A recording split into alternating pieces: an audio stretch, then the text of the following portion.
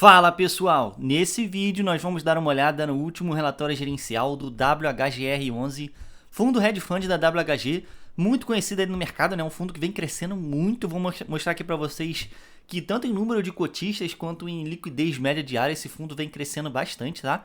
Tem algumas coisas nessa carteira do fundo que eu não gosto, tá? Então vou mostrar aqui para vocês algumas coisinhas que poderiam ser um pouco melhores, tá? Vamos falar bastante sobre isso aqui nesse vídeo.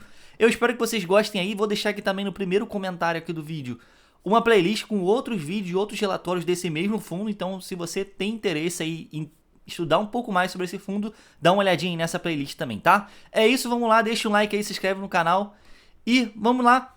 O fundo hoje está aí com 247 milhões de reais de patrimônio, tá? Então é um fundo pequenininho ainda, né? Não é um fundo tão relevante assim no nosso mercado, não é tão grande no momento, tá?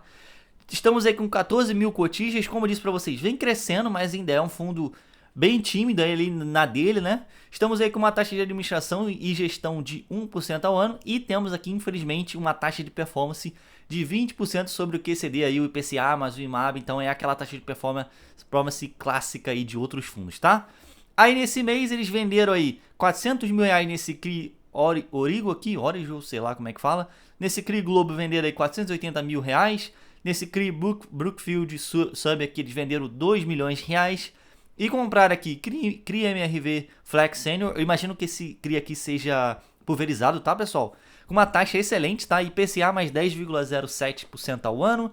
E compraram esse CRI Harmonia a IPCA mais 10,9% ao ano, tá? 3 milhões de reais aqui nesse CRI. Legal, né? Essas duas compras foram bem interessantes. Venderam outros CRIs aqui que estavam mais abaixo, ó, IPCA mais 6, IPCA mais 8 e pouquinho, né? E também venderam aqui 2,2 milhões de reais em fundos imobiliários com lucro de 107 mil reais. Muito bom, né? Então legal aí ver que eles investiram em CRIs melhores e acabaram tendo um ganho de capital ali em fundos imobiliários, tá? Tivemos uma atualização aqui nesse CRI Emergent Code aqui. Então, foi mais uma formalidade ali, eles melhoraram alguma coisa para melhorar a qualidade do crédito da empresa, melhorar as garantias e deram em outras coisas, tá? Então, mudaram aqui principalmente a taxa que era CDI mais 4, agora passou a ser IPCA mais 9,30, tá? E o prazo que era antes de 7 anos, agora passou 10 anos, a ser 10 anos, né? E colocaram aí 2 anos de carência e amortização mensal, tá? Então foi mais ou menos isso aí que mudou. E a razão de garantia também, que era 1,3 vezes, agora passou a ser 1,4, ou seja, estendeu um pouquinho o CRI, mudou a taxa e melhorou um pouquinho a garantia, tá pessoal? Legal de ver aí a gestora indo atrás desse tipo de formalidade aqui, de melhoria de crédito, etc. Também deixando um pouco mais confortável pro devedor, né? Então, legal de ver isso aí. E legal ainda mais que eles informaram isso aqui pra gente no relatório, tá? Aqui já falando da carteira do fundo, temos aqui em carteira CRIs, fundos imobiliários e permutas, tá? Então, igual lá no MXRF, também temos permutas aqui. Falando da carteira de CRIs, principalmente, 87% da carteira de CRI, é de CRI, né? Então, é um hedge fund, apesar dele poder investir em vários tipos de ativos imobiliários, ele investe aí quase 90% da carteira em CRIs, então é um hedge fund bem puxado para papel. E temos aqui algumas concentrações na carteira que eu acho que são bem altas, tá? Então, temos aqui 10,6% do PL do fundo, quase 11% no PL do fundo. Nesse CRI residencial aqui, Uper This Authentic aqui, eu acredito que isso aqui seja um pulverizado de um único empreendimento, tá? Então, enfim, eu acho muito arriscado, que muito concentrado, né? Apesar de, geralmente, esses empreendimentos da IU são bons, né? Mas, enfim, 10% da carteira só nisso. Aí temos aqui um Brookfield, que é um escritório também, 8,7%, outra concentração.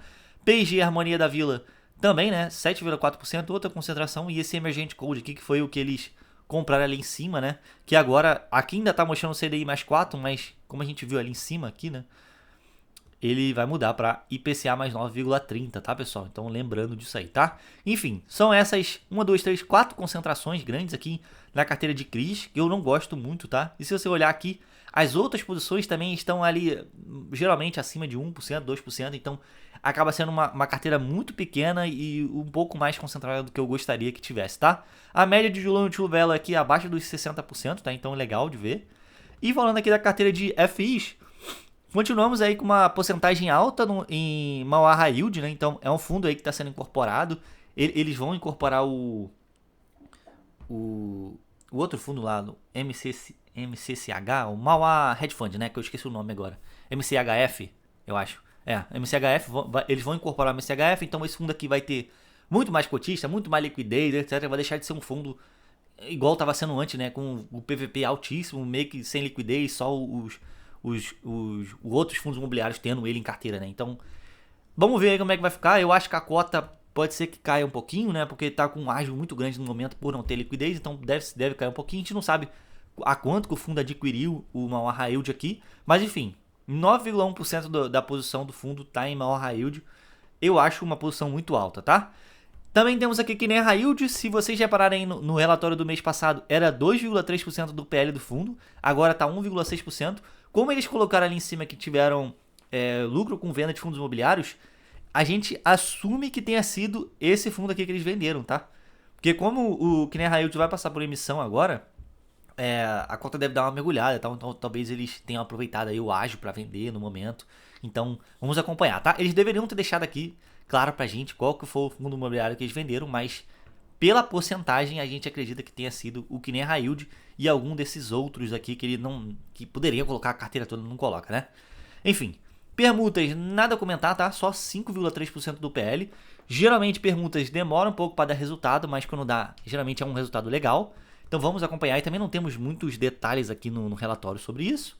Aqui como é que está a estratégia de alocação do fundo. Então, como eu disse para vocês, 87% da carteira está em CRIs, né? Então em papéis, 12% em fundos imobiliários, 5,3% em permutas, tá? Eu acho que por ser um hedge fund, era pra gente estar com 20, 25% em fundos imobiliários aqui na carteira. Então vamos ver aí o que eles vão fazer. Eu acredito que eles estejam esperando aí um momento melhor aí do mercado para alocar, tá? Mas eu gostaria de ter um pouquinho mais de fundos imobiliários aqui por ser um fundo hedge fund, tá? Aqui a alocação por indexador. Estamos aí com 60% IPCA, 4% IGPM e 35% a CDI, tá? Então as taxas bem legais, IPCA mais 8,73%, isso aqui é no VP do fundo, tá, pessoal? E CDI mais 3,87% no VP do fundo, tá? Então legal também as taxas. Aqui falando da carteira de CRIs, ele separa aqui por setores, né? Estamos aqui com uma concentração bem alta em residencial, então como vocês conseguem ver também, mês passado era 58,5%, agora já foi para 62,9%, 63% praticamente, né? Então subiu bastante. É interessante de ver o foco do fundo indo para residencial, tá? Eu não esperava que eles fossem fazer isso, então está sendo uma movimentação bem curiosa, na minha opinião.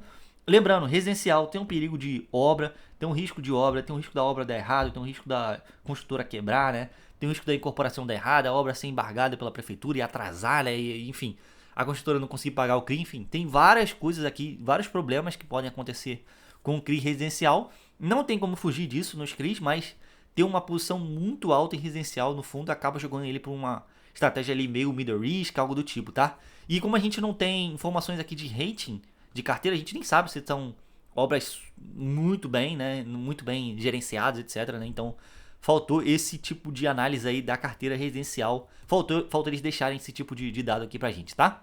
Mas enfim, por enquanto nenhuma preocupação, mas é ficar ligado porque isso aqui acaba puxando um pouco o nível da carteira aqui do fundo para uma parada meio middle risk, tá? E mais as concentrações que a gente tem na carteira aí que ele puxa mesmo pro middle risk, tá?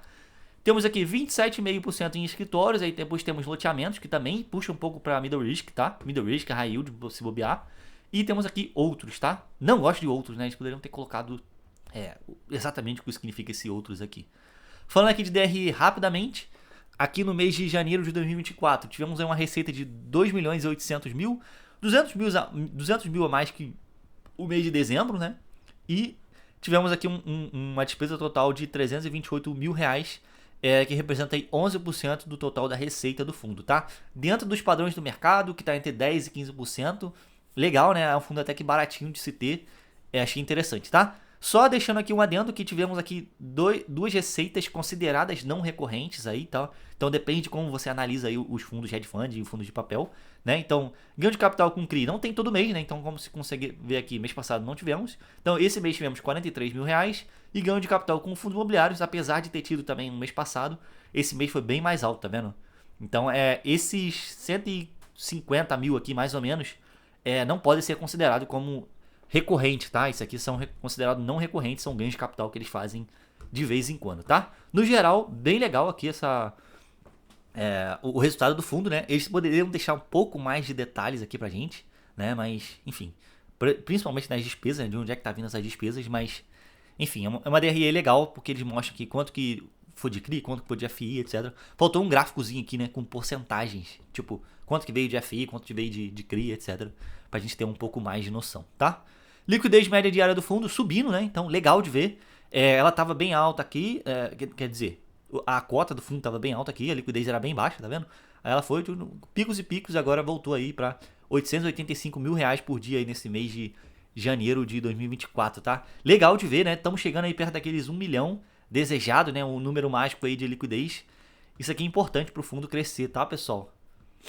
Aqui falando da tabela de sensibilidade de novo, tá? Então, eu acho legal dessa tabela aqui, muito legal, outros fundos deveriam fazer isso de papel também, que eles deixam aqui quanto por cento da carteira está em IPCA, então 59% da carteira está em IPCA e vai render isso aqui, caso você compre a 9,9, né? Então isso aqui, lembrando, isso aqui é uma estimativa, né? Não é exatamente quanto você vai receber.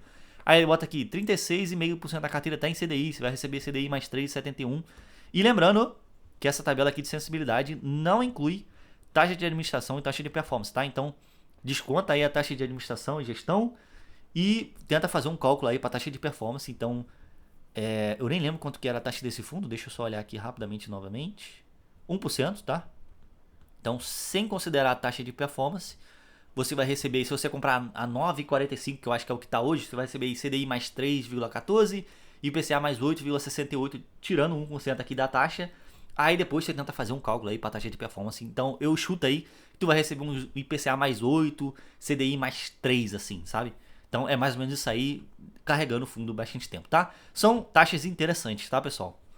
Aqui mostrando algumas das posições do fundo, né? Então, loteamento, né? Loteamento, IGPM. Cria Arena MRV, né? Então é um CRI interessante, considerado high yield pela taxa, né? CDI mais 5. Aí temos aqui Açaí, Brookfield e aqui um residencial, né? Uma construção. Gente, no mais é isso. Espero que vocês tenham gostado aí. Mais um mês acompanhando esse fundo. Se você gostou, deixa o like aí, se inscreve no canal e dá uma olhadinha aí na playlist de outros vídeos que nós temos aqui do WHGR também, tá? Virem membros aí para vídeos exclusivos. E é isso. Tchau, tchau. Até o próximo vídeo.